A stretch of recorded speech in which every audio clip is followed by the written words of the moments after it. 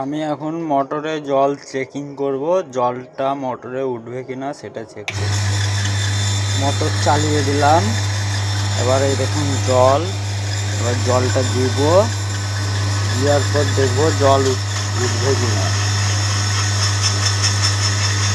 দেখুন জল দিয়েছি, একটু কিন্তু এই সাইড দিয়ে পড়ছে না জল, তার মানে জল উঠবে পুরোপুরি।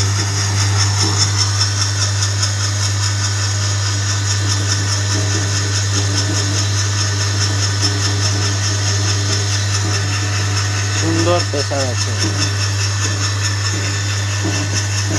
তো মোটরে জল উঠবে এটাই দেখানোর জন্য আমি জল দিয়ে দেখালাম। অফ করে দেবো, দেখবেন সাইড দিয়ে পড়বে। দেখেছেন পড়লো, তার মানে জল উঠবে।